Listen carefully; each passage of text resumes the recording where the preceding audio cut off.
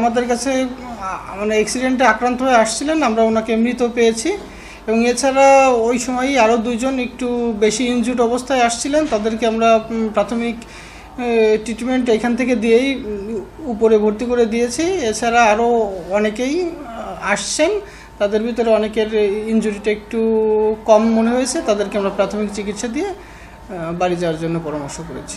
আমরা যে অ্যাক্সিডেন্টের ঘটনা শুনেছি সেটা মেরি গোপীনাথপুর এলাকায় একটা ওয়েলকাম বাস এবং একটা ইটবাহী 4 চাকা বিশিষ্ট একটা রেজিস্ট্রেশনবিহীন একটা গাড়ি, দুটো মুখোমুখি সংঘর্ষ হয়েছে, যেখানে ঘটনাস্থলেই ইটবাহী ট্রাকের যে হেল্পার আছে, হেল্পার ঘটনাস্থলে নিহত হয়। নিহতের নাম মোহাম্মদ আবদুল্লাহ, বয়স 11, পিতার নাম মোহাম্মদ বুলবুল গাজী। আমরা হসপিটালে এসে আরও দেখতে পাই যে এখানে যে ঘটনা ঘটেছে তাতে প্রায় 5-6 জন আহত হয়। না, লাশ পোস্টমর্টম করা হয় নাই। বিনা ময়নাতদন্তে আমাদের ঊর্ধ্বতন কর্তৃপক্ষের সাথে আলোচনা সাপেক্ষে লাশ হস্তান্তর করা হয়েছে।